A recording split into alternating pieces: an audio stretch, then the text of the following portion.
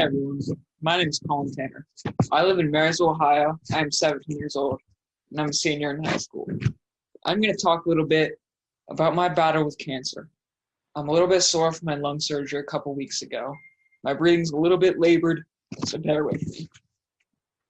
I've started to have a lot of pain in my right knee over the summer of 2016. It was right after I turned 13.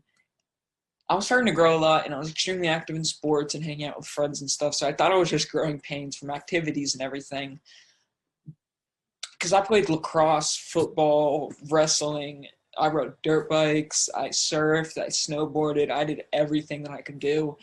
So I thought it had to do with that. But I also had Osteosarcoma's disease in my other knee, so I thought that could be that disease for me in my right knee. It's kind of just like a growing pain disease, and it's not too bad. So cancer obviously was not a concern, but the pain got really bad a few weeks before I was supposed to start 8th grade.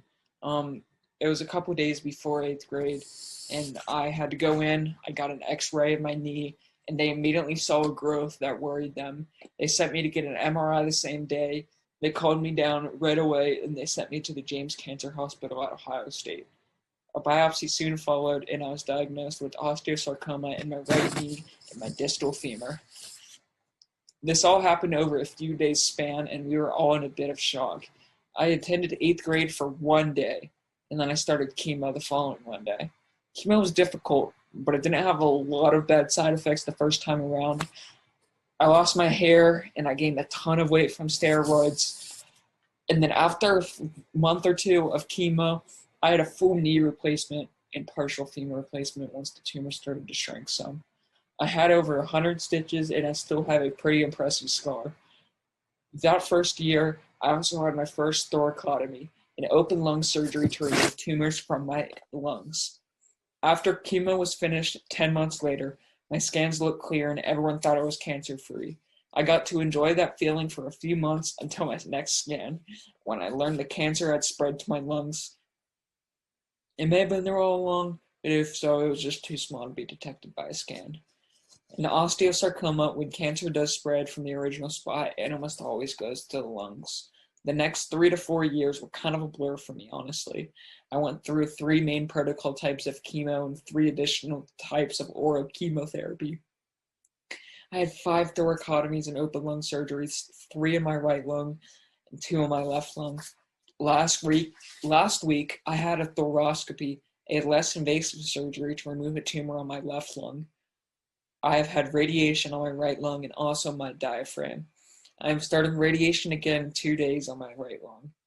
I've also had surgeries to lengthen my prosthetic right femur since my left leg keeps growing and my right leg cannot. The doctors have been able to control the cancer and keep it stable with chemo, radiation, and surgeries. Right now, I am also taking an oral chemo called Cabometyx. It gives me a lot of skin and pain issues in my hands and feet, but it helps control the growth of the cancer. We are always keeping our eyes open for clinical trials and other things that could help me. Luckily, I do seem to respond well to chemo and radiation so far. The cancer does keep coming back, but of course, we are hoping that someday it will not. This is Dexter. After my first relapse, I was in the hospital for chemo and I was starting to really want a dog of my own. I've always wanted a golden retriever, and I didn't think my parents would let me get a dog right at that time because I was in treatment. I know some people didn't think it's a great idea to bring a new dog into a household during treatment, but I made a PowerPoint, and it was a PowerPoint on why I think that I should get a dog, and my parents really liked the PowerPoint and thought it was a great idea, and it worked very quickly, actually, and all my points worked, and my parents ended up getting me a dog. Dexter's helped me so much. He's made life amazing. He is my amazing 3-year-old golden retriever. And so I got involved with canines and kids a few years ago. I became a child ambassador for them. And I've learned a lot about how similar that dog cancer and human cancer is, and especially in bone cancer for dogs and humans, which is what I have personally. By studying cancer in dogs, we can help make a ton of progress for dogs and for kids and humans with cancer, and it'll help both of them at the same time. Because I know that I've read that about of all the dogs that live 10 years or more, about 50% of them get cancer in their lives. And most people, almost everyone that I know, considers their dog part of their family. And if canine research can help your dogs and your family members, why would you not do it? Because you can have them both at the same time. I would like to thank you all for listening to my story, and I would like to thank Canines and Kids for having me. Thank you. I am Anne Graham with MIB Agents. We are honored today to introduce you to Colin. His epic battle with osteosarcoma has been one he has fought with courage and tenacity.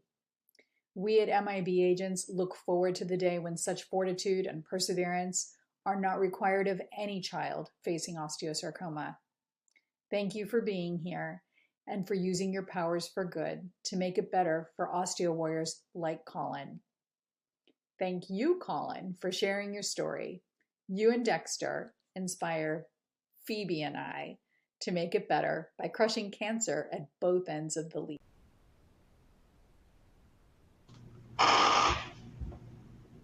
All right, I want to thank Colin and Anne for sharing their story with us, and thank all of you for being here today for our discussion about research in sarcomas that has bridged the gap between humans and pediatric patients and our canine companions.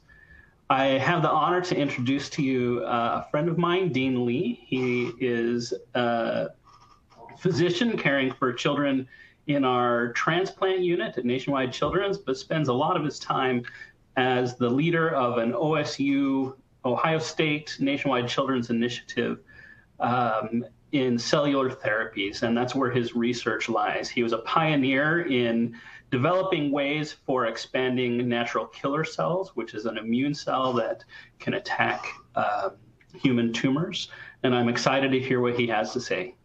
Go ahead, Dean.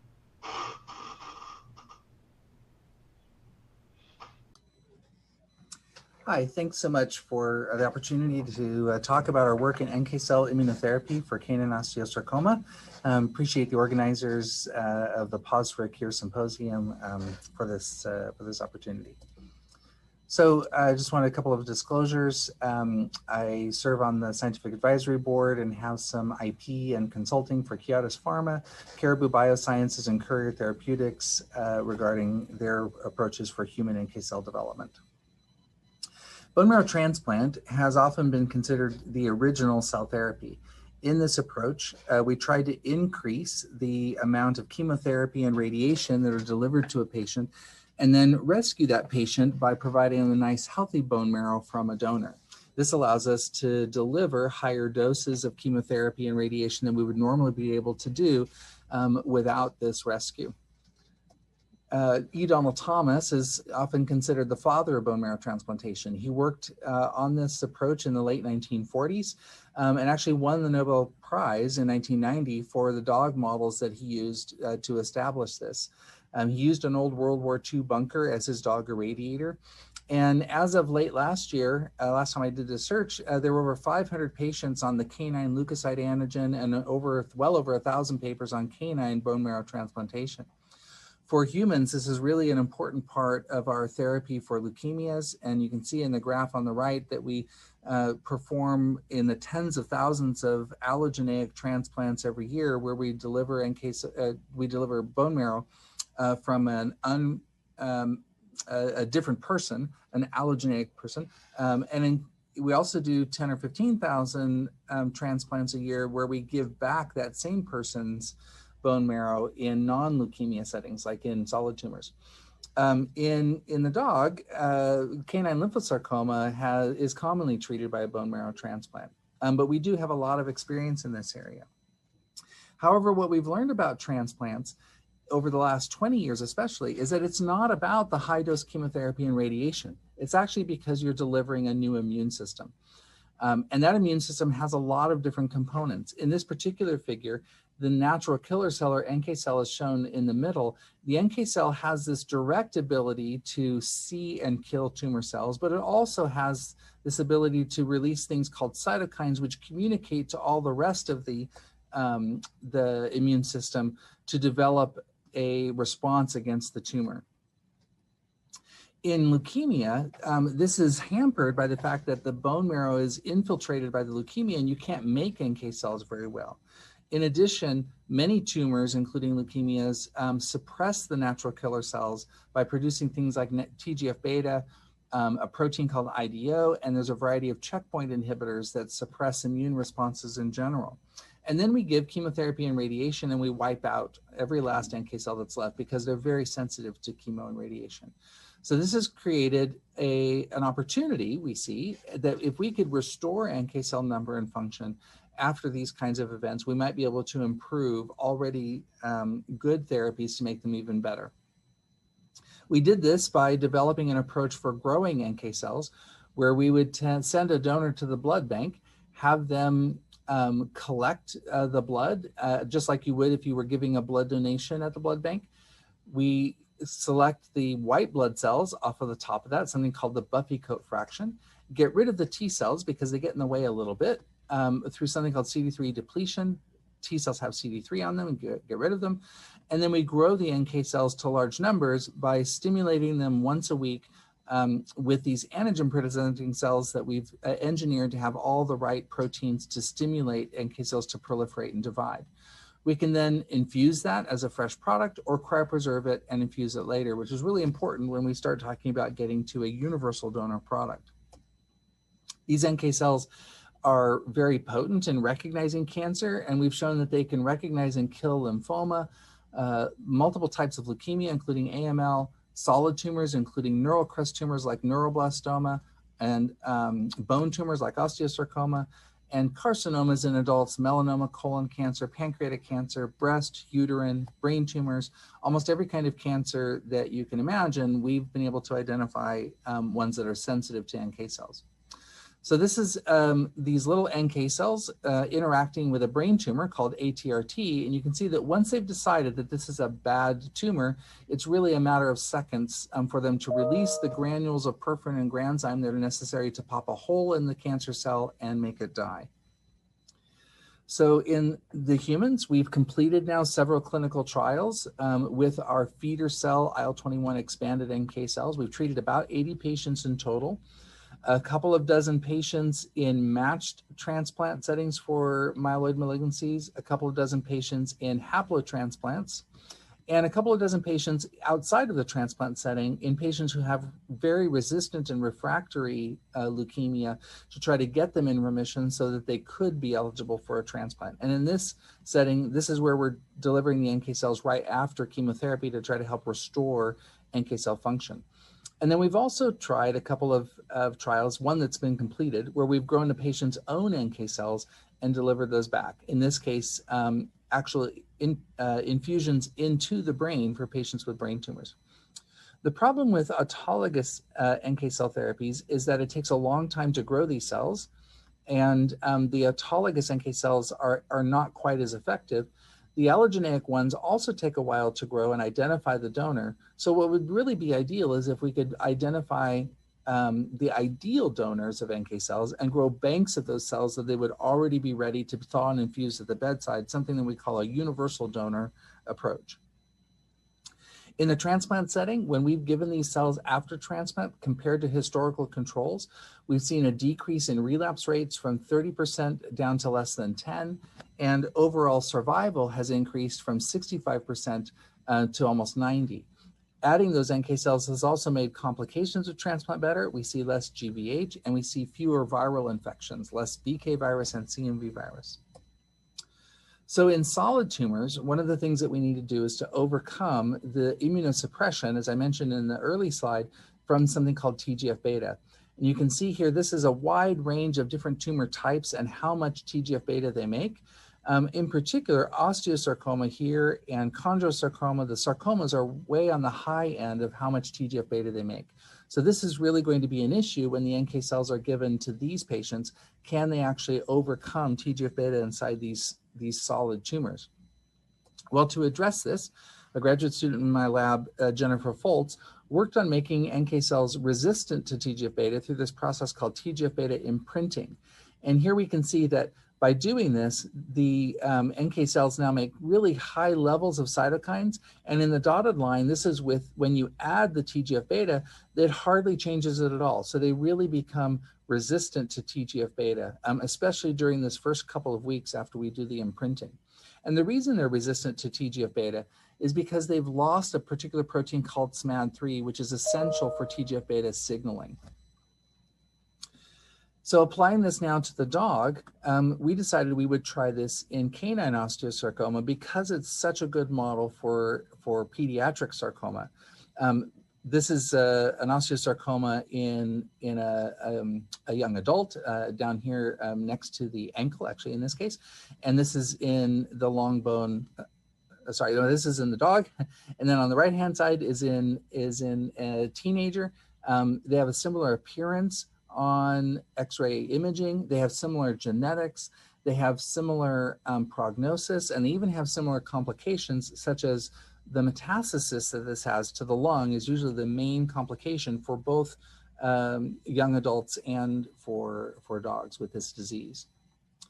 So to do this, we had to first identify NK cells in the dog, and this was done again by Dr. Foltz when she was doing her PhD degree. She identified that you could find NK cells in the dog by the basis of their expression of this gene, NCR1, also known as NKp46, and that the NK cells in dogs had all the same canonical receptor expression as what we would expect them to have in humans. And so she made an antibody to NKp46 so that we could see and isolate NK cells in dogs and see if they would grow the same way that we grow our human NK cells. And so sure enough, she was able to show that CD3 marks dogs' T cells down here, and that NKp46 and the lack of CD3 would mark an NK cell population that normally in the dog is about 5% of their lymphocytes, but after 14 days of expansion or 21 days of expansion would get to be 80 or 90% of their growth. So we would eliminate almost all of the T cells, and we'd have this nice pure population of dog NK cells that could be used to infuse back to them. She showed that they had high cytotoxicity against canine osteosarcoma cell lines. The cell line called Gray, OSCA8 and OSCA40 are all very sensitive to these cells and killed by them. We then worked with another graduate student, Shinara Peck, who helped us identify which breeds should we try to get these cells from. And what we ended up with was really identifying the most consistent donor was the Greyhound, and had high levels of all of the expressions of these receptors that we needed. So we now have a very similar platform for growing canine NK cells as we did for human NK cells. And to do this, we collect the canine blood, do the buffy coat, just like we do it in a human. And instead of CD3, we use CD5 for depletion to get rid of the T cells, do the same kind of stimulation with this special feeder cell, and can cryopreserve and make banks of these cells that are ready to thaw and infuse.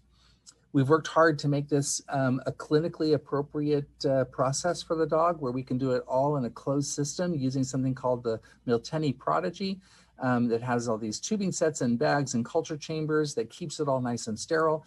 We do this for the first week, and then we transfer this for the second and third week to grow the cells in a large bioreactor called the Wave that is made by a company called Cytiva. So the clinical trial that we developed with Dr. Bill Kisseberth in the veterinary school at Ohio State University involves multiple infusions of these allogeneic off-the-shelf NK cells right around the time of the amputation. And this is to try to prevent any seeding that would happen to the lungs as a part of this amputation process. Then the dogs go on to get carboplatin in multiple cycles, which would be their typical therapy. So very widely accepted therapy of amputation followed by 4 cycles of carbo. But after each cycle of this chemotherapy, we're going to deliver multiple infusions of the NK cells to help quickly restore their NK cell function. And so in this old treatment cycle, each dog will receive up to 11 infusions of NK cells. Progress to date, we've established a bank as a bank source of these canine TGF-beta-imprinted NK cells. We've optimized the T cell depletions process and developed closed system manufacturing, which I mentioned. And this has really given us this outbred validation of a universal donor NK cell and validating our production of these TGF-beta imprinted NK cells. We've also gone through a process of developing a serum-free media and cryopreservation so we can eliminate the need for other sources of serum where we would commonly use fetal bovine serum. The trial is open and accruing. We've done 3 expansions. So far at a clinical large-scale grade, we've developed 51 bags of NK cells for a total of 770 million NK cells, almost a billion NK cells that we've manufactured. They're very high purity of NK cells, more than 90% express NKp46, very low CD3 content, less than 1%. We've treated 2 patients and done a total of 15 infusions so far. We have had 2 infusion reactions, and both of those were tolerable with some pre-medication where they went on to receive additional infusions without a problem. So kind of where do we go next? We really would like to see where these NK cells go. We've worked a little bit on a process that involves some 19-fluorine imaging. This seems to work, but it has a low sensitivity. So in the last couple of months, thanks to Dr. Storb and Harkey at the Fred Hutchinson Cancer Center, we validated an assay for a VNTR chimerism assay, and we're now working on some new protocols in canine melanoma and canine lymphoma. So just thanks to so many people who've made this possible. A couple people in the lab. Mason has been working on the 19-fluorine imaging. Ani is the one who has made all of the clinical NK cells that we've infused. Yasmin is the person who's been developing our VNTR assay. Shelley Watts is our program manager, who's really helped with all the logistics of this process. And Jennifer Foltz is the graduate student who really helped develop the NKp46 antibody and the expansion process for dogs so that we could deliver this therapy to our canine friends. Thanks very much for your attention, and I'll join the discussion session later on after this to answer any questions. Thank you, Dean, for your presentation. It's been fun to watch that project develop, and I appreciate you sharing it with us today. We look forward to seeing the results of those studies. I want to remind participants that, as Dean mentioned, we will be having a session for questions and answers at the end of this series of presentations. So if you have questions that you'd like answered, please feel free to submit them in the box at the side. We'll now have the pleasure to hear from Dr. Stephen Dow and Cheryl London. Dr. Dow is from the Colorado State University and Dr. London from Tufts.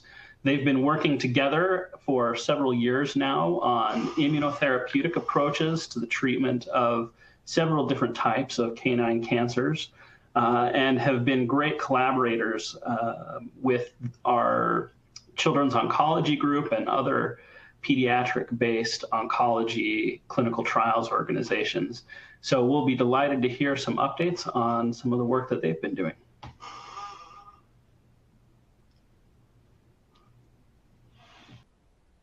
Good morning, everybody, and thanks again to the organizers for the opportunity to present our work at this symposium. And this will be a dual presentation. I'm going to start off the first half. I'm Steve Dow from the Flint Animal Cancer Center at SU, and then Cheryl London at the Tufts School of Vet Med will follow up the second half. So we're going to give you an overview of the work we've been doing to optimize novel immunotherapy combinations to really target the tumor microenvironment. And we're using the dog osteosarcoma model to really interrogate these various immunotherapy combinations. And they're targeting the immune landscape is always challenging. There's lots of targets to go after in the tumor microenvironment. And we know that osteosarcoma is typically an immunologically cold tumor. So one of the targets for that particular tumor is cells in the tumor microenvironment that may be making the tumor cold. And really, for us, the primary target is going to be myeloid cells within the tumor microenvironment. And the two major cells we're targeting are the tumor-associated macrophages and then also the inflammatory monocytes that give rise to the macrophages, and then also the myeloid-derived suppressor component, which is really a combination of both neutrophilic MDSCs and monocytic MDSCs. So the drugs that we'll be investigating are all targeted in various ways to these primary populations.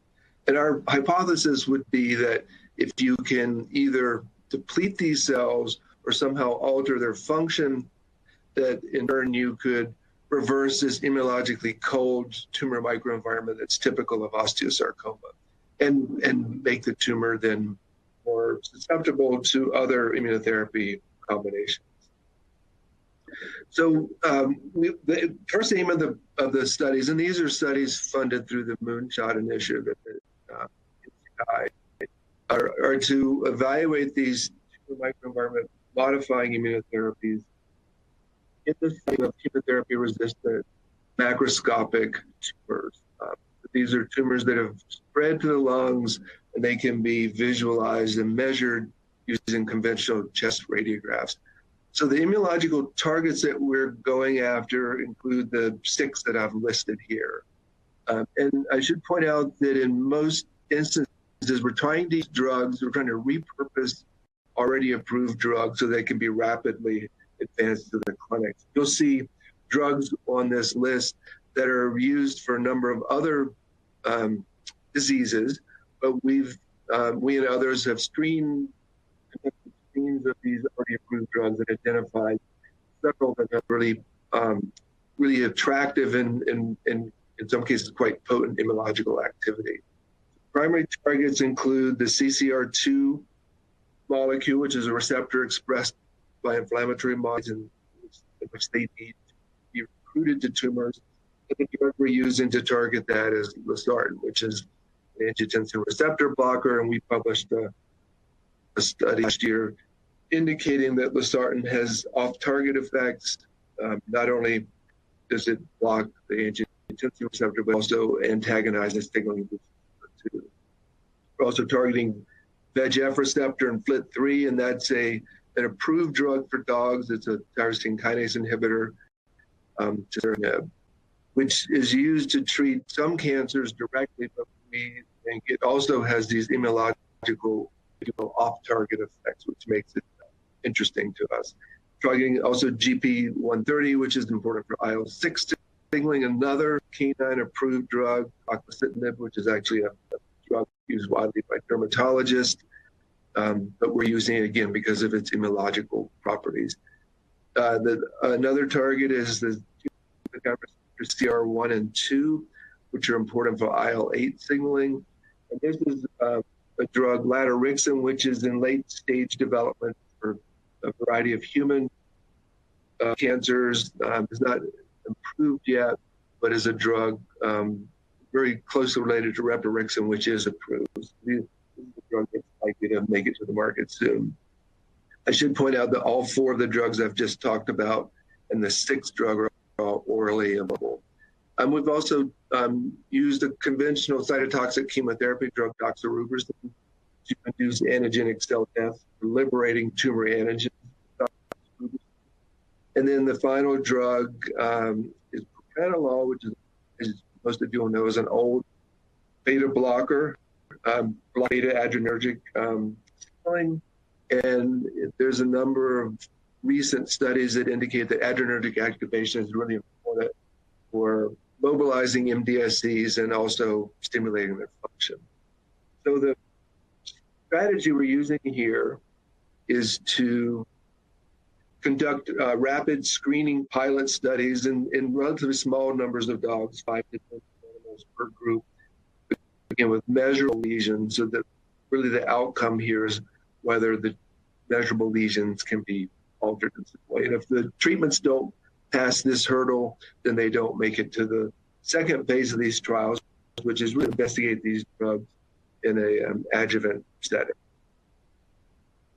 So, and I guess an important point to make here also is all these various immunotherapy combinations have been first validated in mouse studies. So losartan has been used by a number of investigators to modulate tumor growth in the tumor microenvironment. What I'm showing here is that when dosed at a reasonable dose in mice, losartan does slow tumor growth. In this case, this is metastatic breast cancer. So it has activity, but again, it's unlikely to be fully active on its own. So, but it's still an attractive target because of its good safety margin, ready bioavailability as an oral drug. One of the things we learned in these studies in dogs was that the dose required to modulate the functionality of canine monocytes, particularly their migration ability, is much higher than the dose required to modulate hypertension.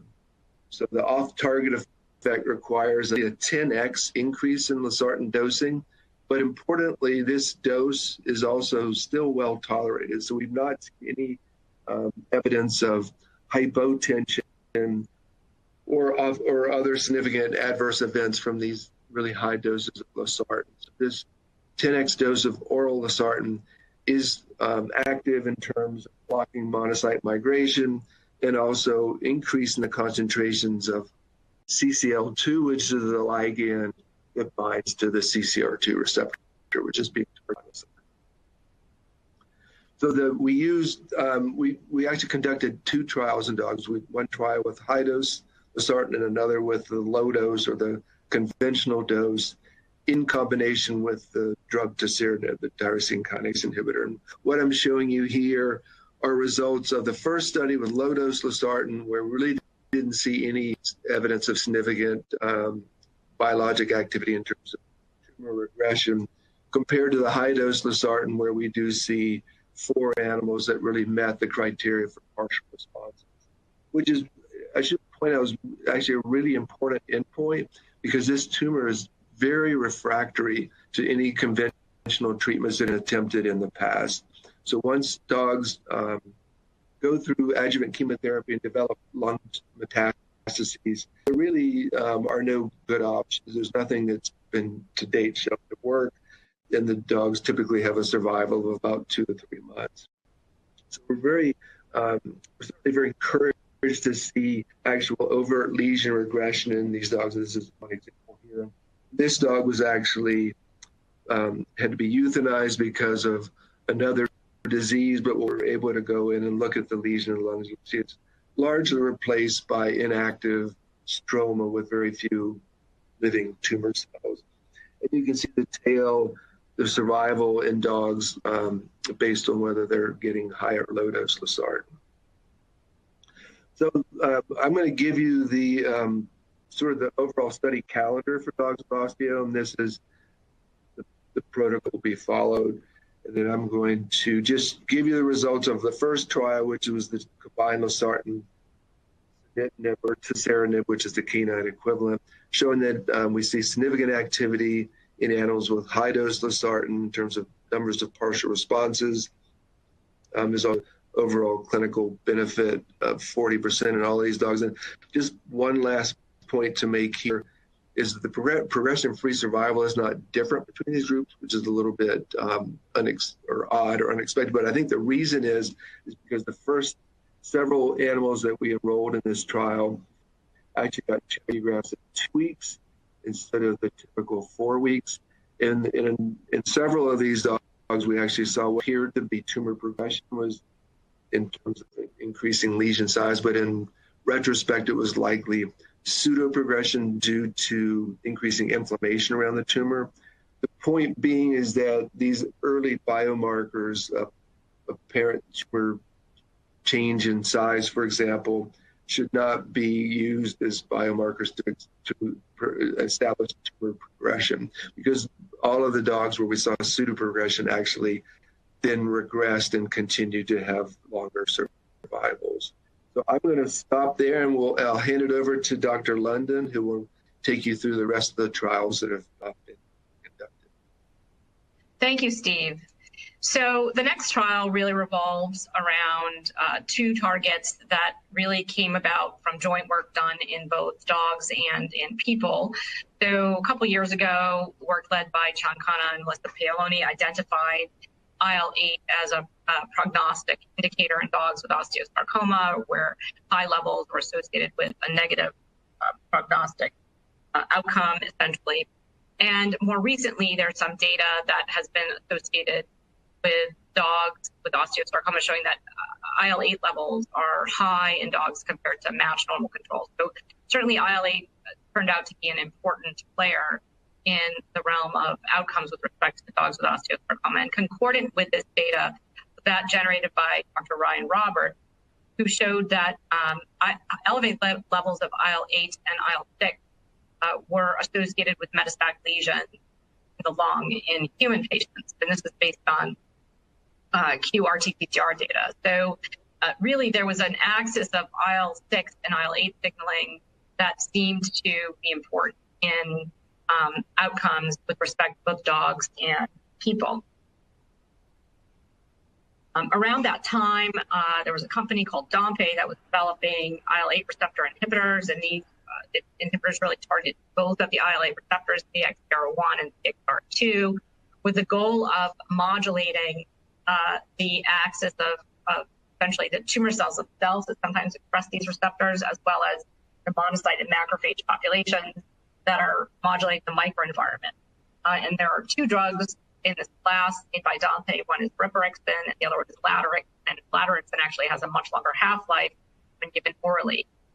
So it was an appealing drug to think about translating into the clinic.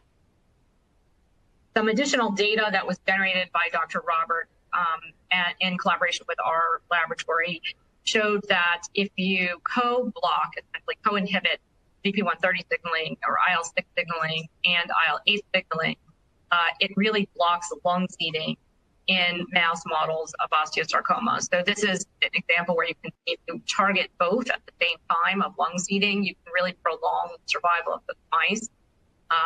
And then you can actually show that this works across species. So this is a mouse line that was used for lung seeding, and then two dog osteosarcoma cell lines that were used for lung seeding. So the co-inhibition of IL-6 and IL-8 really did inhibit the ability of those tumor cells to actually set up shop in the lungs and grow. And so this really was genesis for the second trial, which was inhibiting IL-6 and CXCR1/2 using laterixin and IL-6 using olutasidenib. And we elected to combine this with doxorubicin to essentially help induce antigenic cell death. So we did a phase 1 study, sort of lead-in study of laterixin that identified a dose of 15 milligrams per kilogram twice a day that was sufficient to inhibit neutrophil migration in dogs. We used the standard dose of olutasidenib, which is twice per day, which was known to inhibit IL-6 signaling based on previously published pharmacokinetic data, and then a relatively low dose of doxorubicin with the goal of really just getting enough antigenic cell death to help prime the immune system when we were sufficiently inhibiting some of the tumor microenvironment components. This was a planned every 21-day cycle.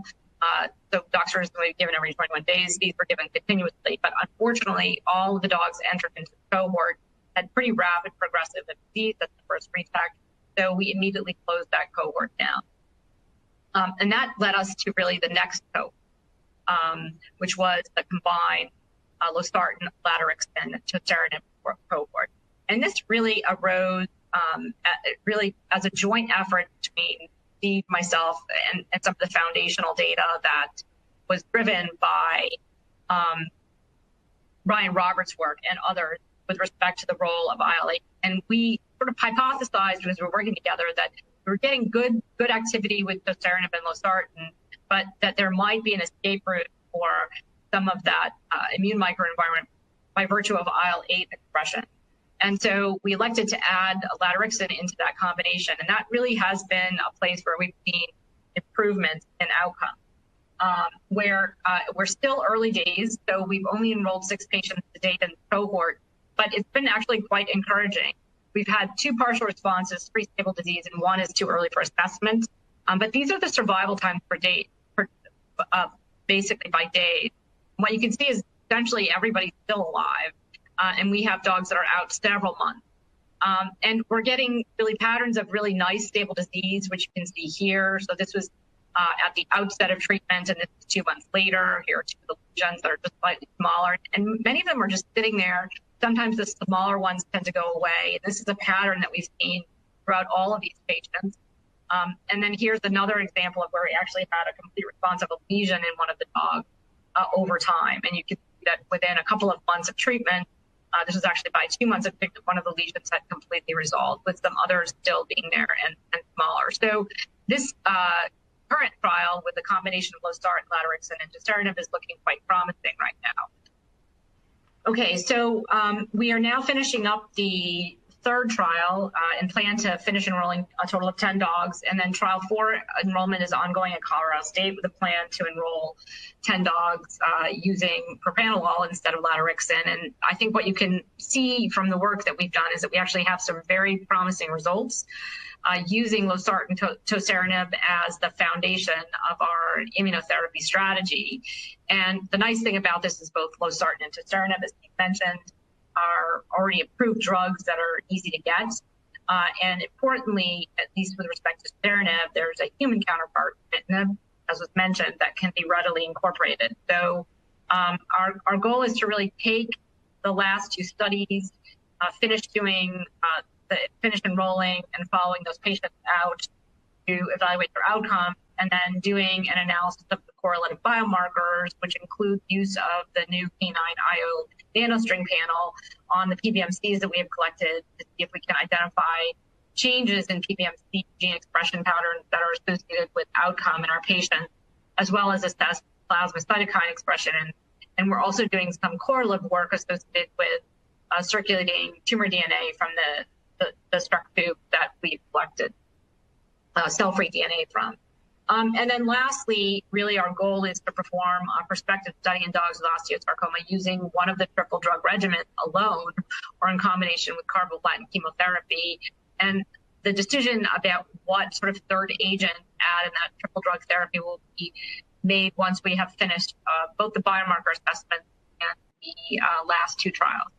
So with that, I'd like to acknowledge everybody at Colorado State and Tufts who were involved in this work, the NIH for supporting us through the Cancer Moonshot, and in particular, the Cancer Moonshot Group and Precinct, and then all of the other affiliates that have helped us with this, including Dompe, who have been kind enough to donate drugs.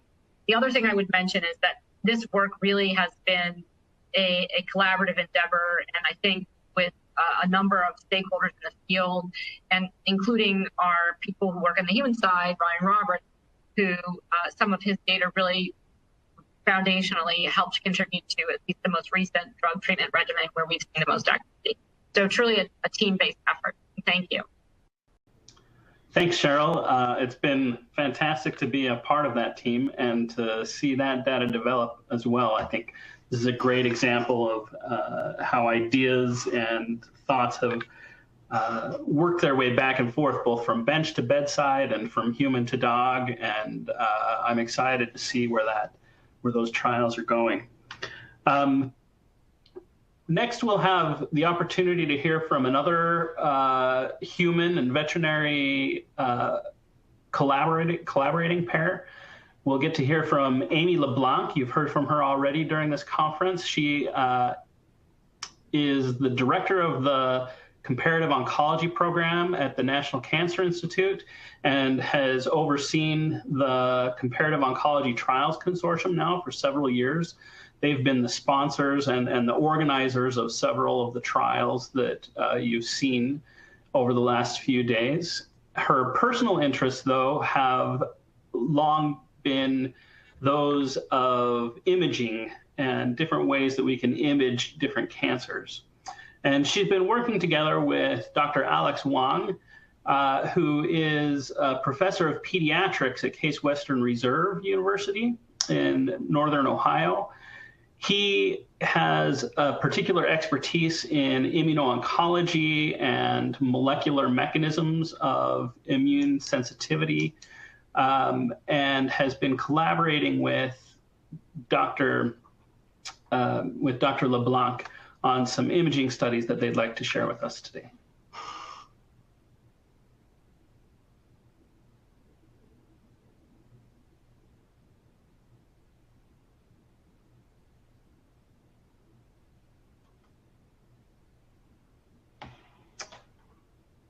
Can we start Dr. LeBlanc and Dr. Huang's video?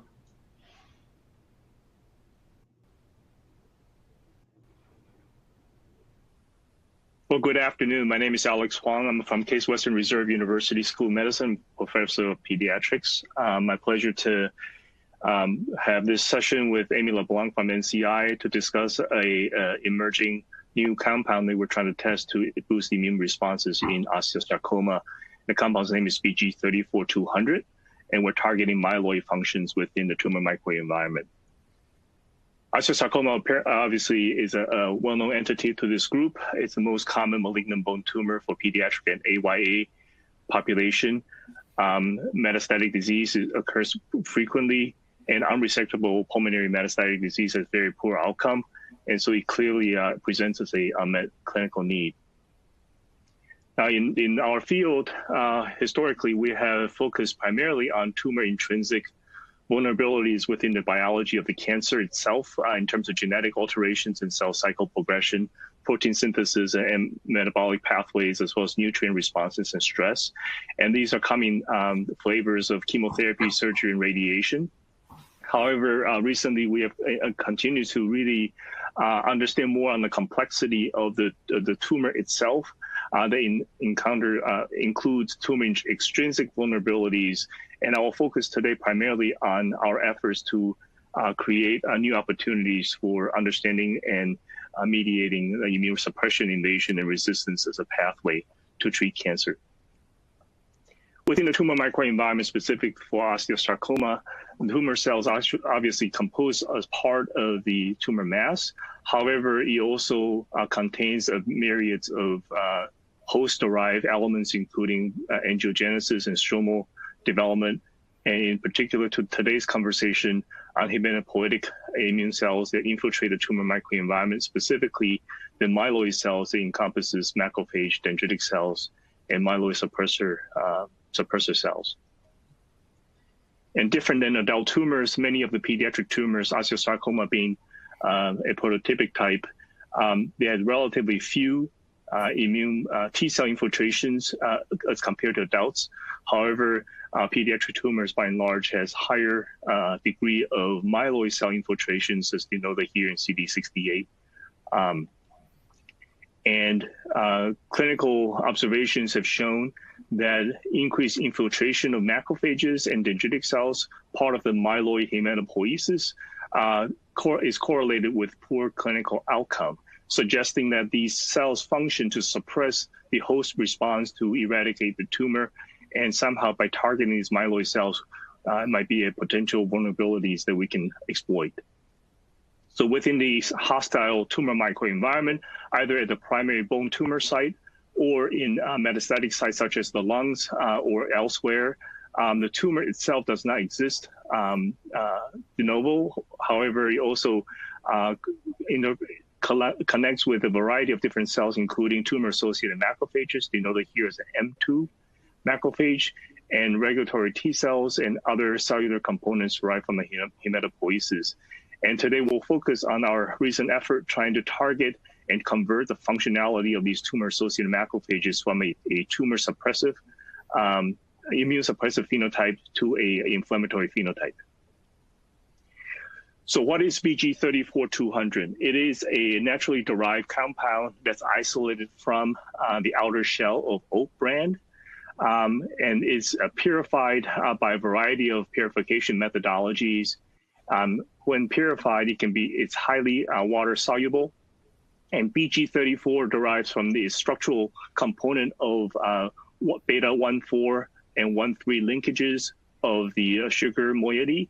A variety of molecular weight ranges can be isolated from HPLC, and BG34200 denotes a specific 200 kilodalton polymer of linear chain BG34. We have shown previously in collaboration with Mei Zhang in biomedical engineering at Case Western Reserve the BG34 by itself has high anti-tumor efficacy using syngeneic mouse model. Shown here is B16 melanoma, where injection of melanoma and treatment subsequent to that with BG34 intravenously can reduce the growth of the primary tumor dramatically as compared to other glucan compounds similarly prepared. And this particular activity is strictly related to the 200 kilodalton molecular weight range, whereas 10 or 500 did not result in similar rejections of tumor. This not only have effect on the primary tumor site, as denoted here, but also had metastatic disease suppression, as denoted in panel E. This led to overall improved survival of mice treated with BG34. And in both male and female mice, there is a plateau of dose efficacy of BG34 between 50 milligrams per kilo to 100 milligrams per kilo.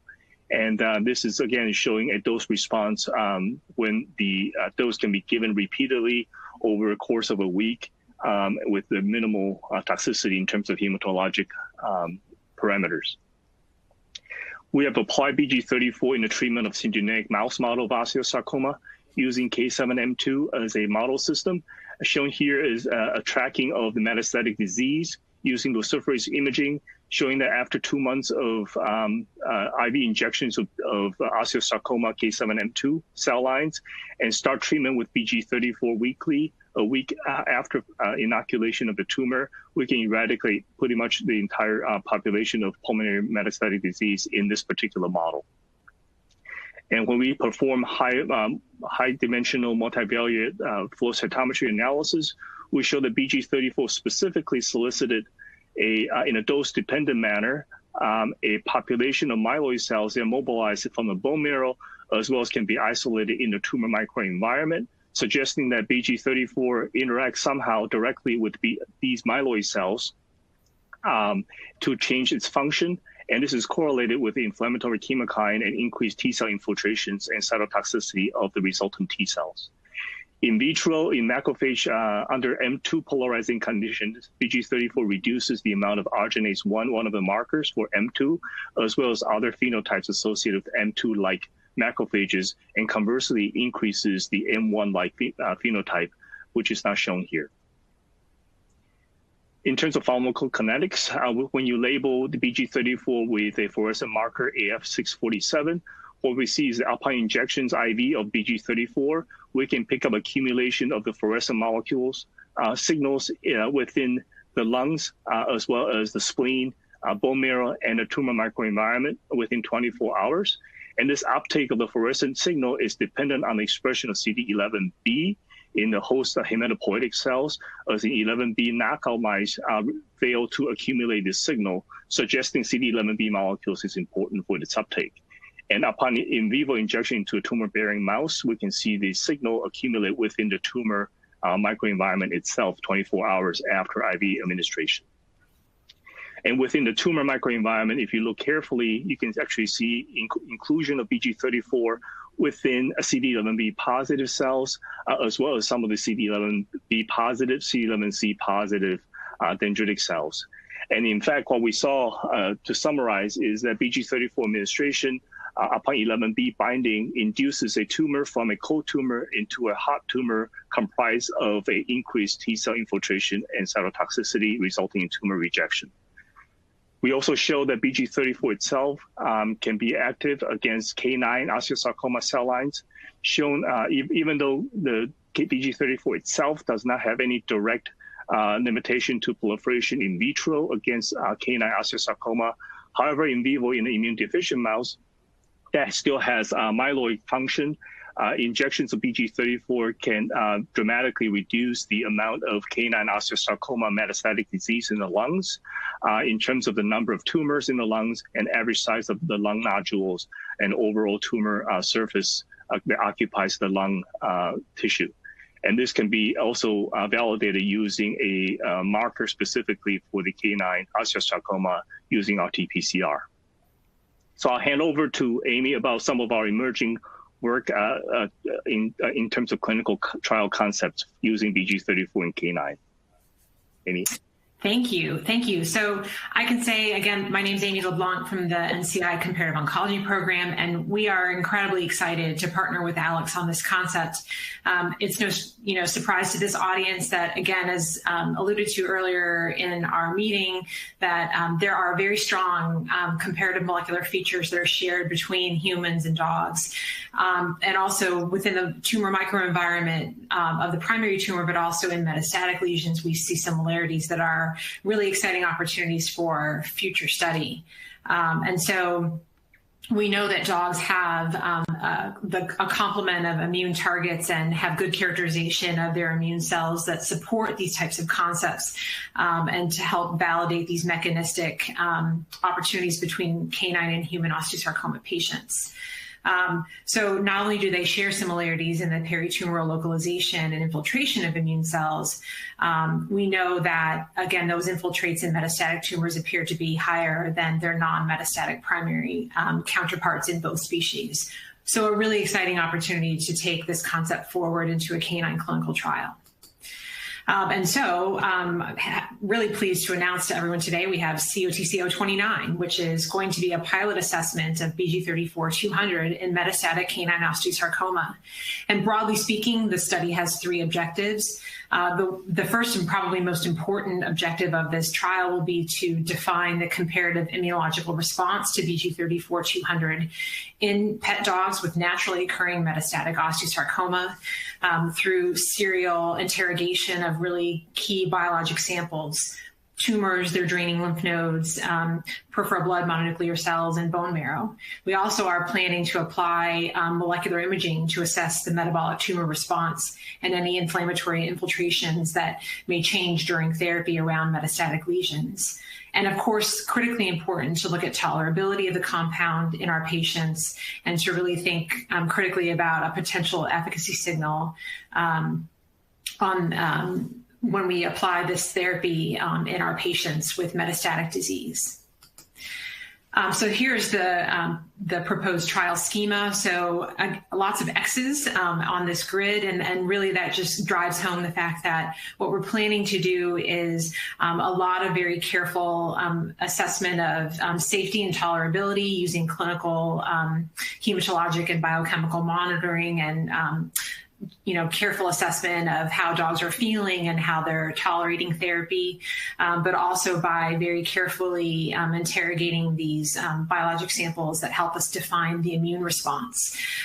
So looking at cytokine profiles and changes within immune cells that populate the peripheral blood and the bone marrow, and then also the tumor microenvironment and draining lymph nodes. We're also planning through a dose escalation design to look at PK and then relate the PK findings to their PD counterparts, pharmacodynamic counterparts. So that's me actually smiling behind a mask, but know that these patients that are enrolled in trials like this are very carefully monitored, and it's really exciting to then marry that clinical care to a really deep assessment of the immunologic response to a really exciting compound. And so even taking it further, I think what we've learned, especially a lot in the last few years, is that there are really exciting opportunities to investigate immunological response to therapies like BG34-200 within this clinical trial schema, one of which is the new NanoString nCounter Canine IO panel. So we are looking into the feasibility of using this panel to look at gene expression changes that occur during therapy with an emphasis on the immune response genes that are curated within this panel. So this represents a really exciting opportunity for us to look beyond just measurable changes in metastatic lesions and really get a deeper appreciation for the immune response. So I'll turn over, if there's time, to Alex to discuss another future direction for a TGF-beta inhibitor. Thank you, Amy. This is great. Just so that you know, we're also pursuing a concurrent clinical trial, phase 1 in human, with BG34, and the conversation is ongoing with the FDA. But just to give you a sense of what is coming up on the horizon in terms of other ways to manipulate the tumor microenvironment within osteosarcoma, and I'll briefly go over the next few slides. One target that we are now thinking about in combination with BG34 is to target the molecular actions of TGF-beta, which is a very predominant immunosuppressive cytokines within the tumor microenvironment, specifically osteosarcoma. We have a partner now with Mepecto in South Korea who has developed a first-in-class small molecule inhibitor that's orally available against the type 1 TGF-beta receptor kinase, vectorsertib. It has a very favorable pharmacokinetics. That's something that we can adjust very rapidly. Within 24, 48 hours, the drug is flushed out of the system.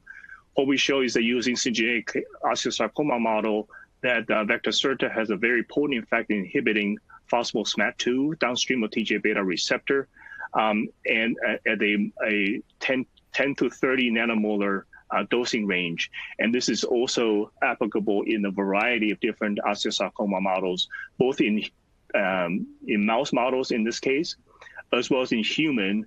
Against human cells, what we saw was, again, a very potent inhibition of phospho-SMAD2 with this vectorsertib. And at the same time, in some cell lines, has a very interesting characteristics of downregulating c-MYC expression, protein expressions. And in vitro, it has a direct effect on limiting the proliferation of human osteosarcoma cell lines.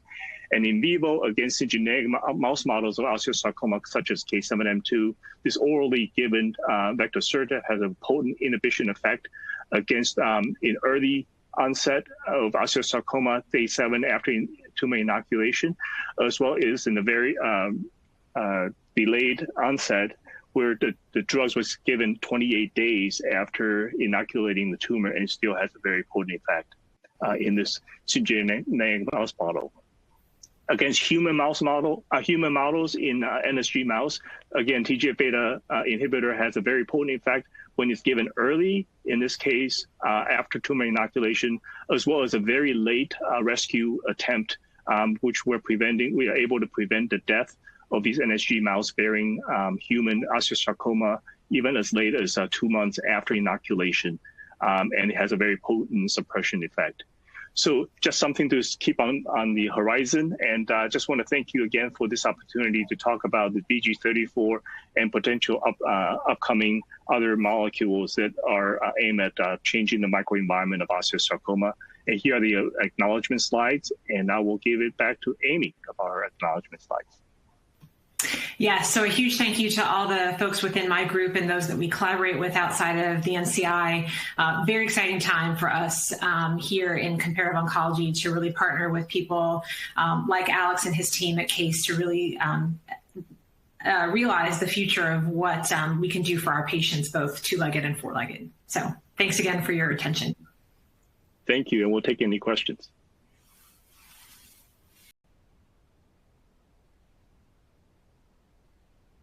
Amy, fantastic work. Clearly more than just imaging. It's cool to see how you guys have taken a drug from concept through the preclinical work and into dogs and are working through some of those early studies together. Another great example of some collaborative work between human people and veterinary people. Not that veterinary people aren't humans too. So I now have the pleasure to introduce to you Dr. William Eward. He is one of the rare individuals who is trained in both canine or veterinary and pediatric medicine. He has been working at Duke to help develop a one medicine program where they've kind of taken a comprehensive approach to working across this barrier between veterinary medicine and pediatric medicine. And he's going to share some of that work with us today. So with that, I'll turn the time over to Will Eward.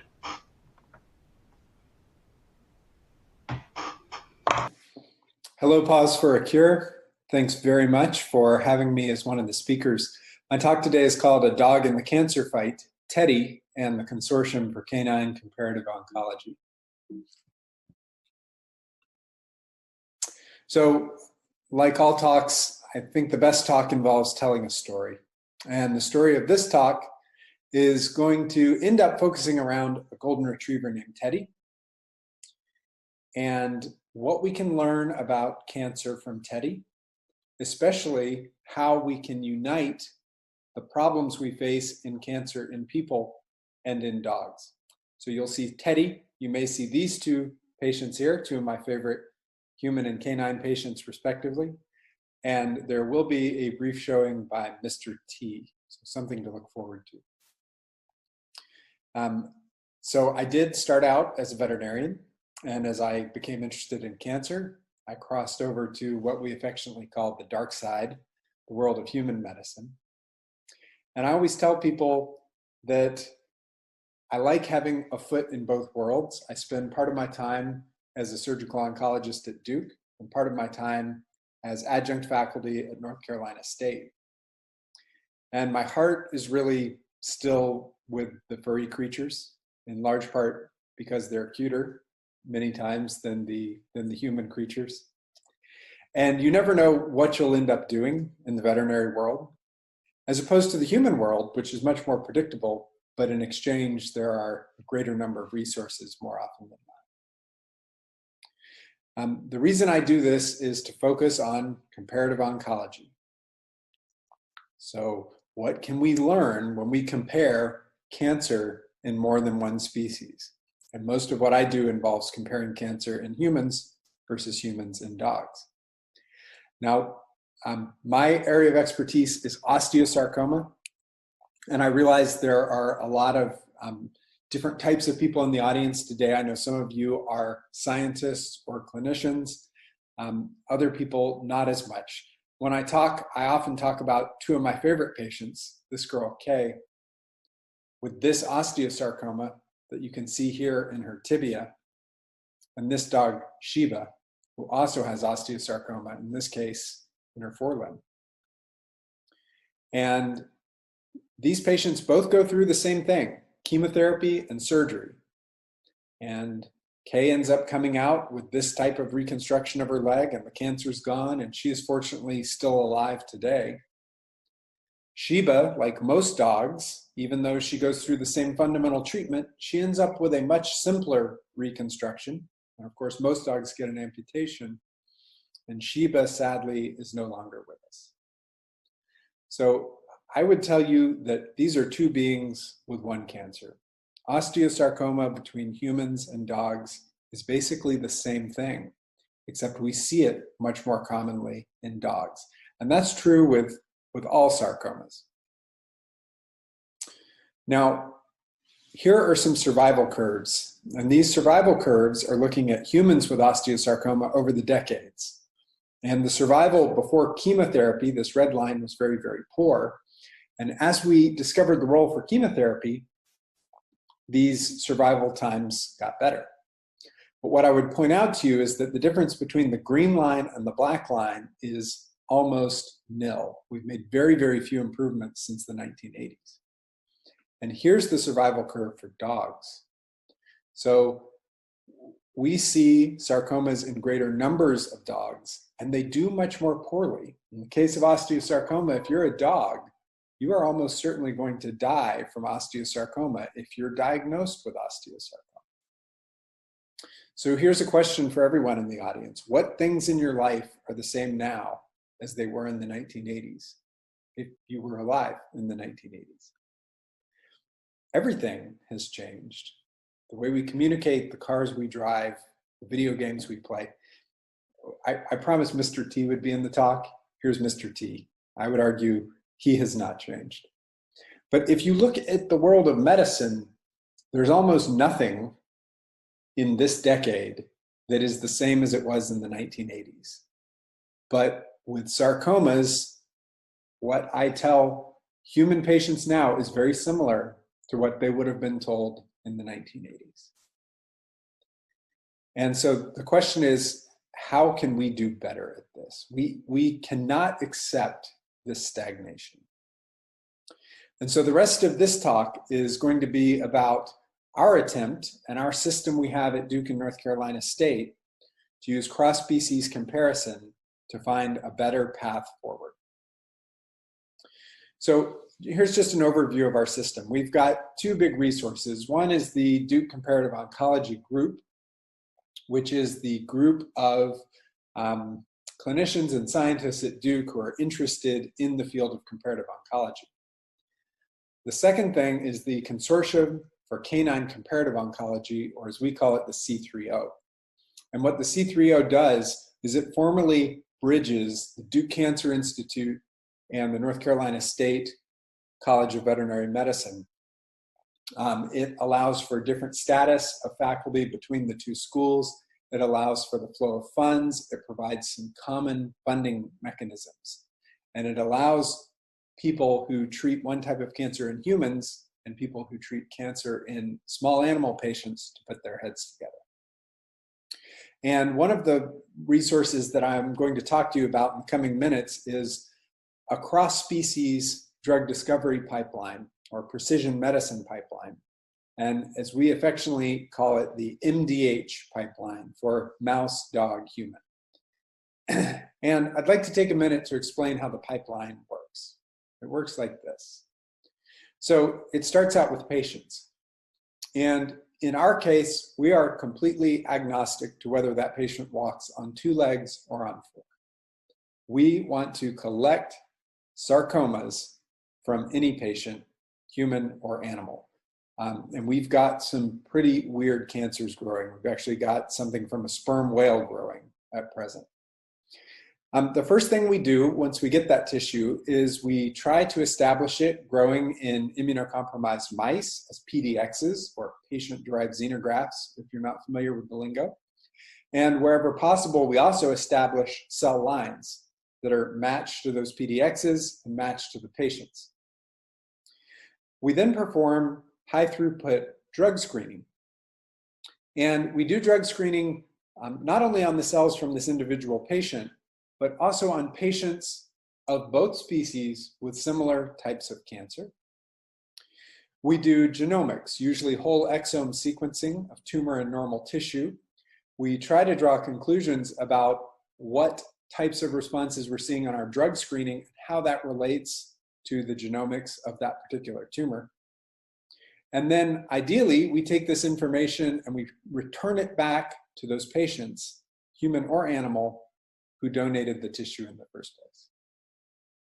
So how do we use multiple species to test new targets for therapy? Why is it any better to have the power of multiple species? And the answer is Venn diagrams.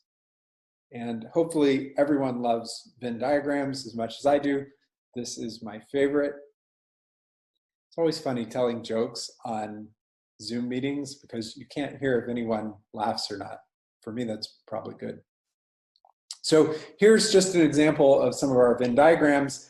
These are a number of osteosarcoma cell lines, and this represents a drug screen of about 800 compounds. And what we've asked is, well, what drug was not only effective against multiple different osteosarcomas, but against osteosarcomas from both species? And when we see this final overlap of all of our human cell lines and all of our canine cell lines, we take this original drug screen number of about 800 drugs down to 21 drugs. So we go from a number that's too big to really study in depth to a number 21 that's quite reasonable to study. So now I'd like to talk to you about Teddy. Teddy was, at the time we met him, a 3-year-old male golden retriever. And we met Teddy through Laura Selmick, one of the veterinary surgeons at the University of Illinois. Laura, I don't know if you're on today. And Teddy had developed a wound on his left stifle. And that's what took him to his referring veterinarian. And at this point, 6 cutaneous nodules were found all over his body. The referring veterinarian excised those. They all were clearly malignant. They were all clearly sarcomas. They all had a high mitotic index. And they all ended up being leiomyosarcomas. So in other words, multiple synchronous leiomyosarcomas. So that's a very unusual presentation. That leads to Teddy being referred to the University of Illinois, where 2 additional lesions are found that are also found to be sarcomas, and he's staged and found to have no evidence of metastasis.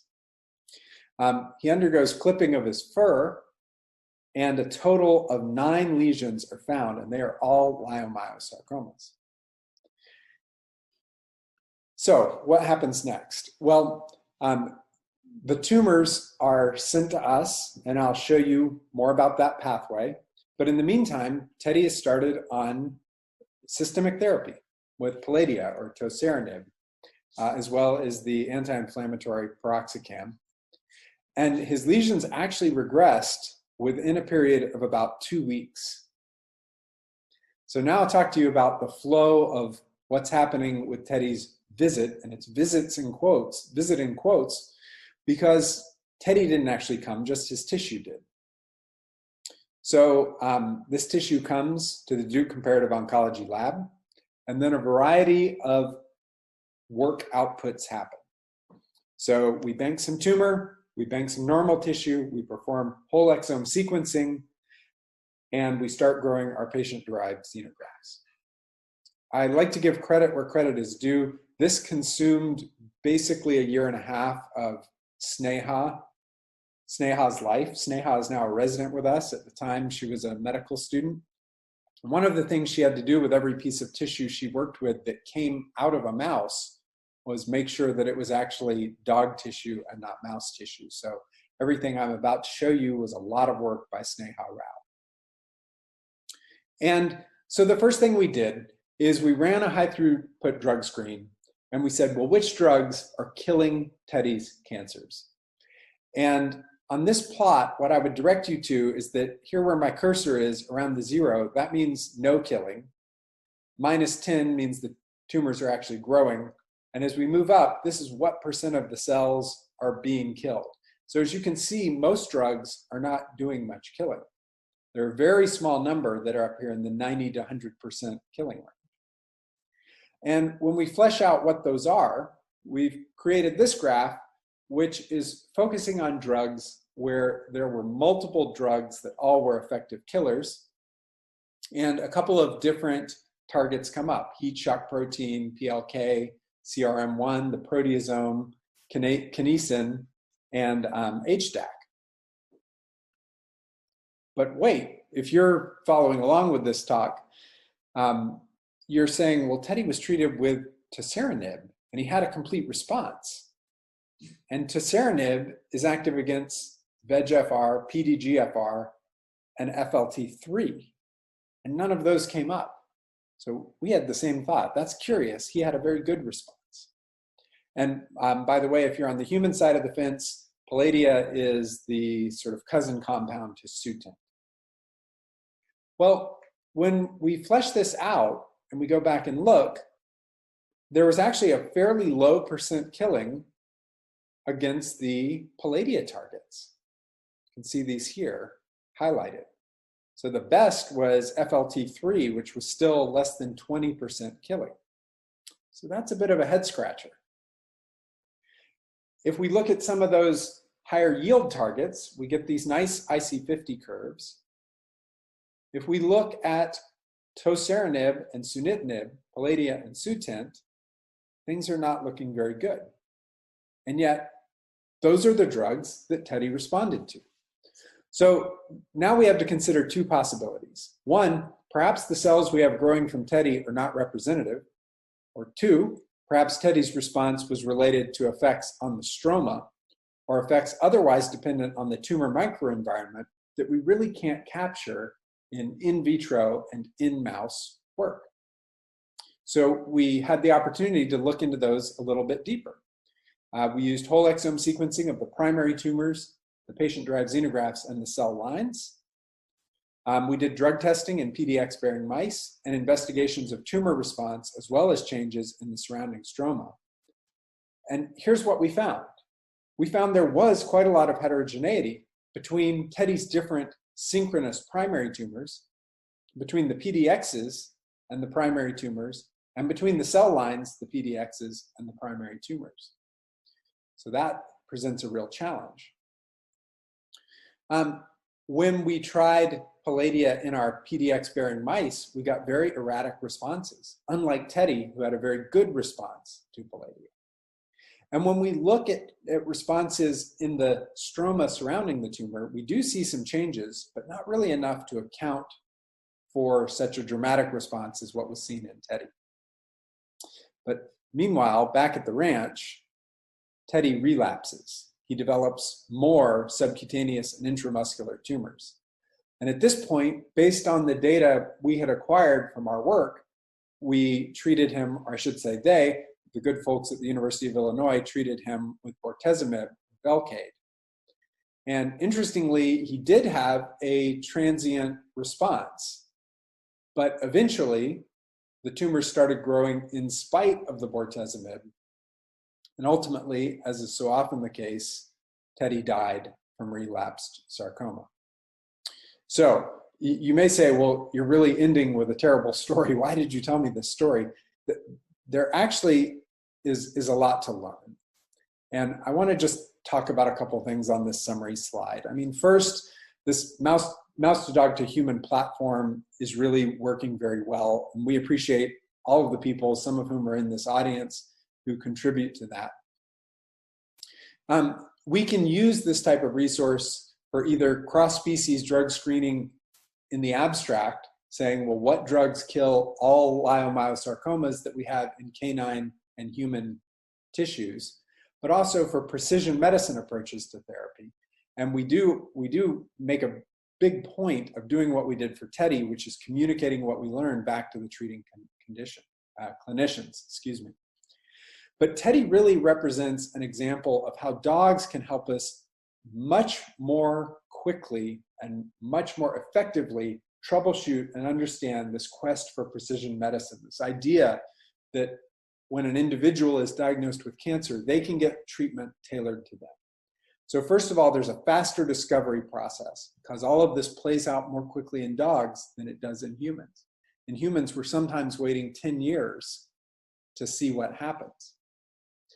We get these rare opportunities, as was the case in Teddy, to observe precision medicine unfold in real time, where we are synchronously in two different places, observing the patient's response to treatment and seeing what the cells in vitro and in mice are doing.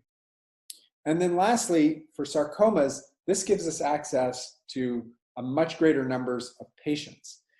We can do precision medicine in the human world with things like lung cancer, breast cancer, colon cancer. It's much, much harder to do it with sarcomas where we're seeing a relatively small number. So with that, I'm going to wrap up. There's a big team of people involved in this whole process. And I'd like to leave their smiling faces on the screen.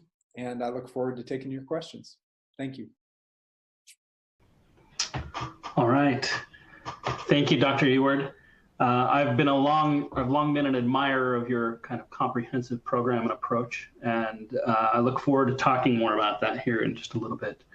Finally, the last presentation for this session will come from Dr. Carolyn Henry and Dr. Jeffrey Bryan, both from the University of Missouri.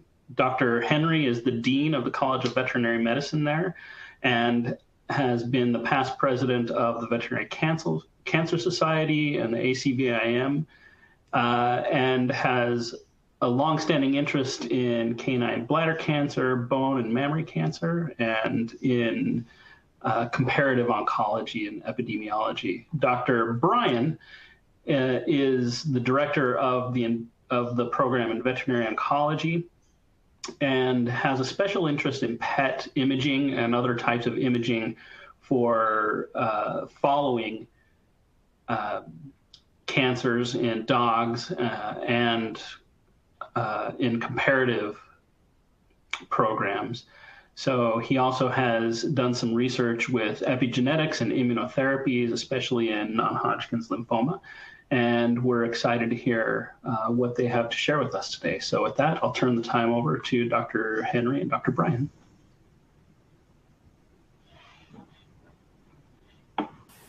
It seems appropriate that we present data from our osteosarcoma study on this last day of Childhood Cancer Awareness Month.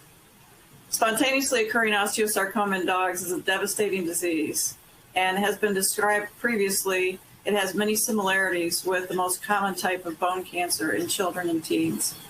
It's important to note, though, that from its inception, this clinical trial was tumor agnostic, meaning we could have chosen whatever tumor we wanted to study. We ultimately chose to treat osteosarcoma, but it could have applied to other tumor types. This really began as an introduction in Kansas City, Missouri, and it was facilitated by Dr. Wayne Carter, who's also joining us today. At the time, Wayne led the Kansas City Area Life Sciences Institute, and he asked me if I would be willing to meet with Tammy Wayhouse of TVAX Biomedical. He mentioned that they had a unique immunotherapy approach to cancer in people, and they might be interested in learning more about the potential for translation to animals. Well, the meeting with Tammy and her colleague, Gary Wood, was really the start of a long-standing relationship between our group at the University of Missouri and TVAX Biomedical that culminated with the launch of Elias Animal Health and new treatment options for dogs and people. In my first email from Tammy after our meeting, she said, and I've got it here, "It was a pleasure to meet you at the recent KCALC program. The possibility of testing the TVAX immunotherapy process in animals to obtain marketing approval is quite intriguing to us, and a collaboration with the veterinary school might make a lot of sense. Since the TVAX team is knowledgeable in human drug testing and approval process, but not animals, we'll have to undertake a little self-education process before we can assess whether this is something that we should pursue." And she asked for reference materials related to that. That was June 27th, 2013. And what Dr. Bryan's about to present takes us from that early introduction to the results of a clinical trial that has now changed how we treat canine osteosarcoma. As exciting as that is, so is the completed circle of both ends of the leash storyline.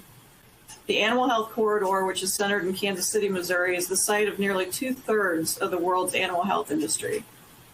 It's also near several large academic medical centers, and it's a hub for biotech startups and pharmaceutical companies.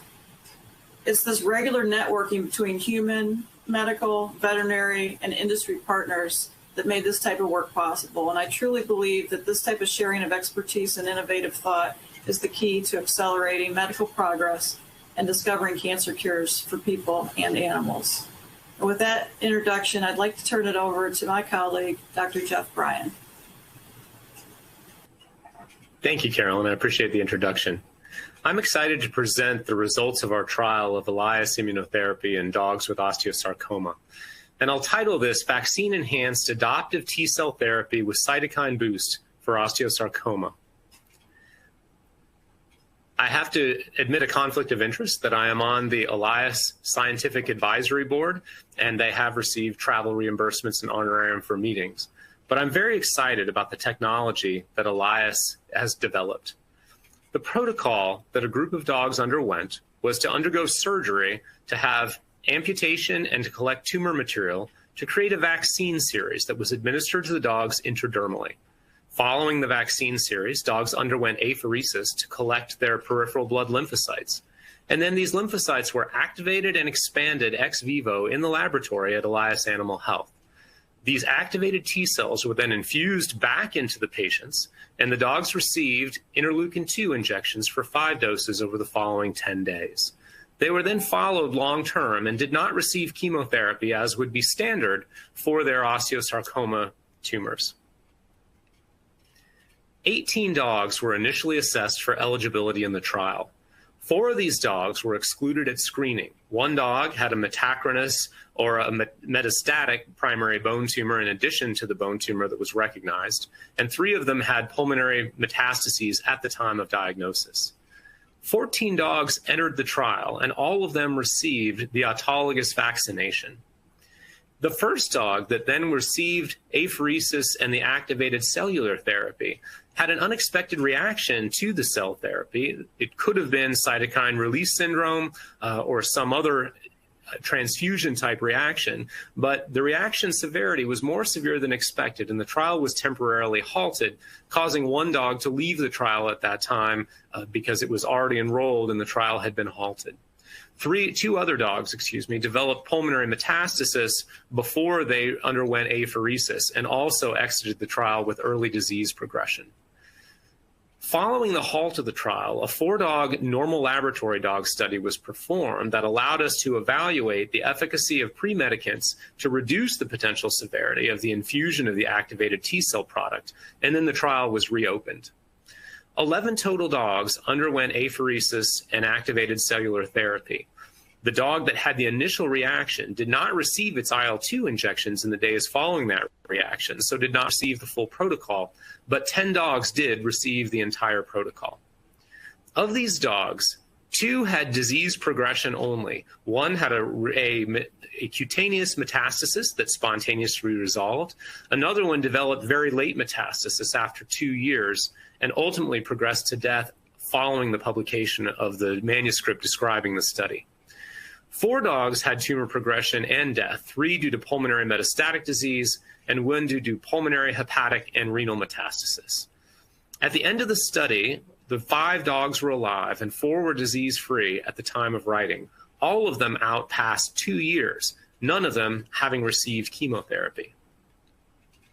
The 4 normal dogs that underwent leukapheresis, ex vivo expansion and then activation of their T cells also had their cytokine response measured. And the cytokines were elevated as expected in the first 24 hours following the T cell infusion. Interleukin-2, interleukin-6, interferon gamma, and tumor necrosis factor alpha were all significantly elevated for the first 24 hours and then did return to baseline. These dogs received pre-medicants with antihistamines, non-steroidal anti-inflammatories, and showed almost no reaction to the cytokine, to the adoptive T cell administration. The results of the study were interesting. The median disease-free interval of the dogs involved in the study was 213 days. This disease-free interval compares favorably to a survival of only 134 days for dogs with amputation alone receiving no chemotherapy or immunotherapy at the time of treatment.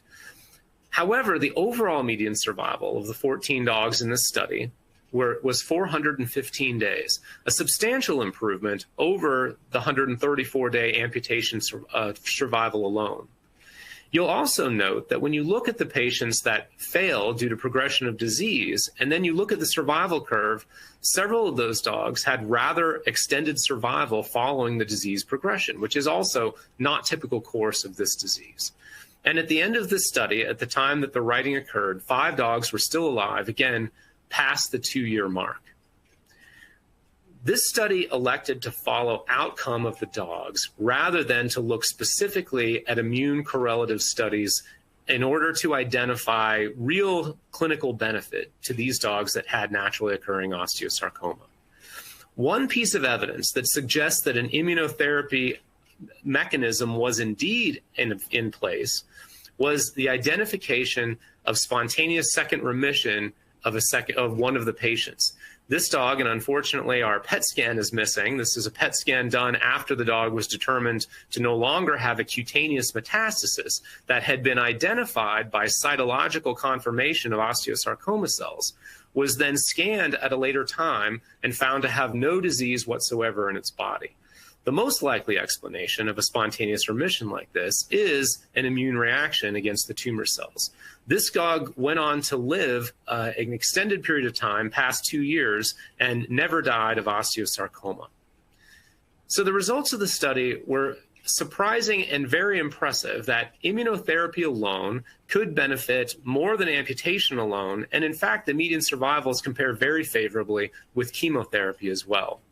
This has been sufficient evidence to allow Elias Animal Health to move forward and offer this on an experimental basis, while their pivotal trial confirms in comparison to chemotherapy that indeed the immunotherapy approach can extend survival in dogs with osteosarcoma. I need to acknowledge the team that put so much work into this, both at MU with Dr. Flessner, our nurses Deb Tate and Anastasia Glahn, and Drs. Lindsay Donnelly, Gail Johnson, and Dr. Kim, as well as on the Elias and TVAC side with Dr. Gary Wood, Tammy Wayhouse, who was visionary to realize that testing this in naturally occurring disease in the dog would be potentially beneficial to the company, and the Dr. Noe Reyes and Drs. Gayhart Walston and Dr. Sonderegger, who helped us with the normal dog study. We also need to acknowledge the patients at the other end of the leash that were pioneers for all of us in understanding this immunological mechanism and showing that survival is possible by using the immunotherapy alone. We are excited about the new developments in Elias and TVAX that are moving us into other cancers and translating this into human studies. And we look forward to more results from this forward-looking company. We are happy to take questions from the audience. All right, thank you, Carolyn and Jeffrey. We appreciate all of these presentations. I think this has been a really spectacular illustration of how canine and human medicine can work together to solve big problems in osteosarcoma. I wanted to ask something about the differences that happen in dogs versus humans that might influence the way that we plan or interpret immuno-oncology studies that are done in dogs. Maybe Cheryl and Steve, can you talk a little bit about how you, and maybe Dean a little bit too, especially when we talk about like cellular therapies, right? There are some differences in the way that different cell types function in dogs versus humans. So how does that affect the way that you approach cellular therapies and the way that you interpret some of the results from your studies, and how does that then translate into humans? Maybe Alex, do you want to talk a little bit about that? And maybe Jeffrey a little bit too?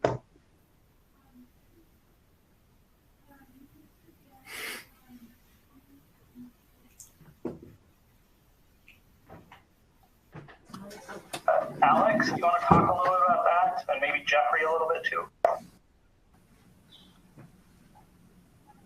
I think Steve has found some substantial differences in individual cell types, and I think, you know, those are ones that have not yet been worked out. I know Dean may want to talk a bit about the NK differences in dogs versus humans. Yeah, and I don't think that macrophage polarization in dogs is as well understood yet as it is in humans also, and those probably play a substantial role too. But I was fascinated by the NK discussion earlier and would be very interested in that insight for sure. And I would also add that I think we just know a lot less about those immune cell subsets. I think, you know, one of the really big challenges we have that has limited our ability to sort of parse these things out is the antibody repertoire that has, you know, particularly in things like the CyCIF platform that have really allowed distinct characterization and so almost three-dimensional builds of the immune network have been a little bit challenging for us, which is sort of why we've moved to the nano platform that is a little bit more straightforward. And, you know, although there's bulk analyses that are being done, we will have a better understanding of how the immune landscape is changing using the nano.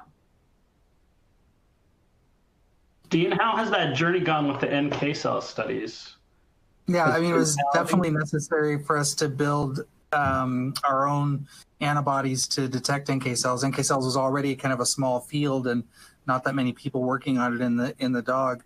It'd be good if we had even more of those antibodies. There's a lot of repertoire within the NK cell population that we really don't have an ability to study in the dog. One of the things that's really different that, you know, just cross-species differences is that the primary regulatory receptors for NK cells in humans is a family of proteins called the KIR receptors, and in mice is a analogous but different family of proteins called the Li49 family. And some species have both of those. Most of them have one or the other. We don't know what the dog has. The initial dog genome only characterized one Li49 gene, and it's not clear that that one's even functional. So there's a lot for us still to learn in order to adapt NK cell therapies in the canine. Steve and Cheryl, I think one of the really impressive things from the work that you guys showed is how quickly you were able to pivot from one treatment to another in rapid succession, and especially in combinations.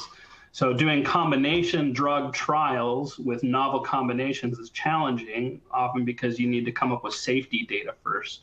So can you talk a little bit about how you so rapidly went from one combination to the next and how you ensured that you were using safe combinations?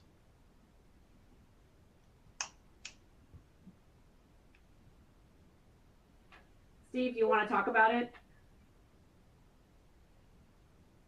Steve, muted.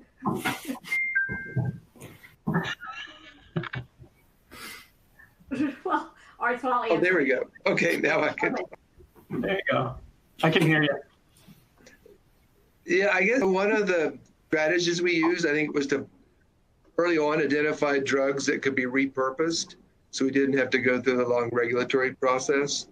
So, Lasar early on was identified as a drug that we were interested in because of its target, really its off-target effects. And then we've expanded out from that with other drugs such as propranolol. And Cheryl can address this. The UO1 funding mechanism really provided an opportunity to conduct these rapid, small-scale proof-of-concept trials, which allows us to screen through a number of promising compounds pretty efficiently without committing to large-scale trials and the risk of essentially failure. So it does allow us to de-risk some of these approaches pretty quickly. And Cheryl may want to fill in on that. Yeah, I mean, I think, to emphasize sort of what we said before, which is that we wanted to focus on big hits where the majority of the patients within a single cohort were going to have some benefit, not looking for that incremental 10%.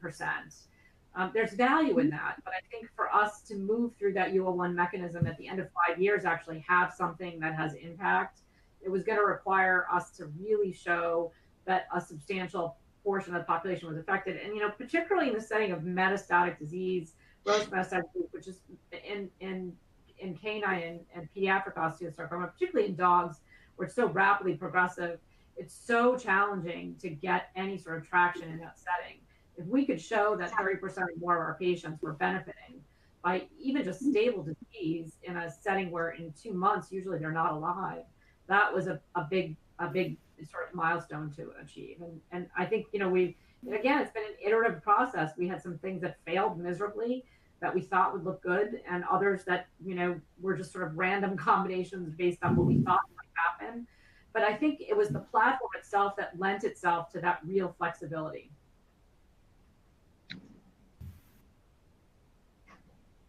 Agreed.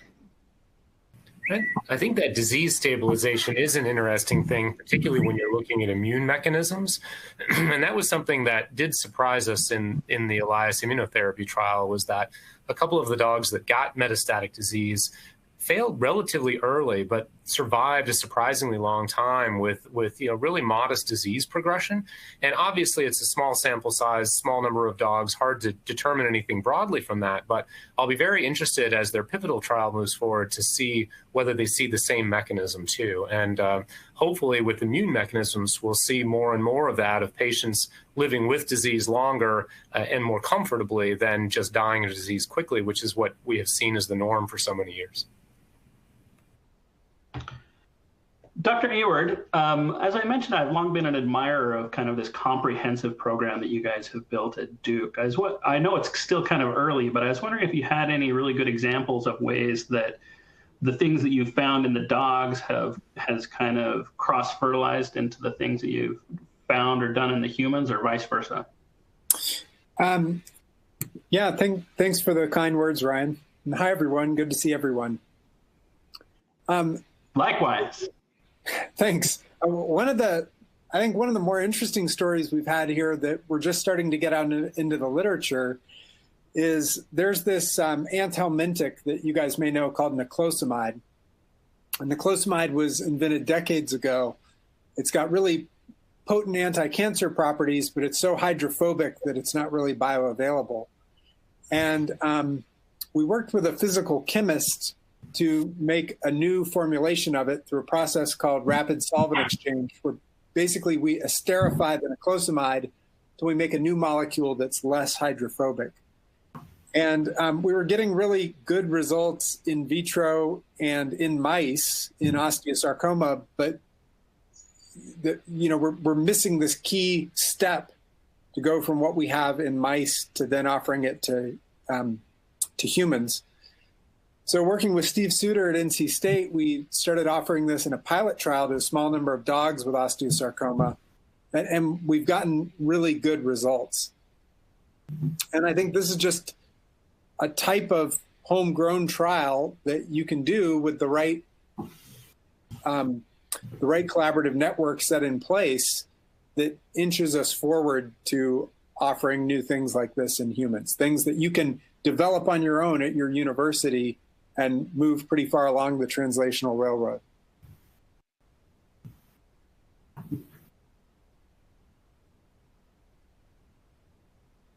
I think you're on mute, Ryan. Hey, thank you. I was. Thinking about where this is going, there's a really nice question asked by one of the participants about kind of trends over time. So there is this trend toward more people getting insurance for their pet animals, right? And maybe seeking more care for things that they might otherwise not. So maybe Amy and Carolyn, can you speak a little bit to kind of trends that you see and whether you see more people wanting to treat dogs with cancer, and whether or not that feeds into the opportunities that we have in terms of studies and where we kind of see this going? Well, gosh, I haven't been in the clinic in a few years, but I would say, there's definitely evidence that people are more invested in the care of their pets as members of their family. So I think clearly we, as a community and across veterinary medicine, see that trend of the pet being a part of the family and there being a real investment in the care certainly grows alongside, third-party payment opportunities. But I don't know, Carolyn, what do you think? I think one thing that we've noticed in light of the pandemic is veterinary medicine has just exploded. And I think part of that is people ended up adopting animals. They're around their animals more, so they are probably noticing things they didn't used to. So I don't see anything but growth in this area. And I think there's a demand for similar therapies as to what you can see in people. If you told me 20 years ago that people would be doing apheresis on their dogs and immunotherapy with cancer, I would have told you were crazy. But, we have those cases showing up every day. So it's nothing but growth on our side of things.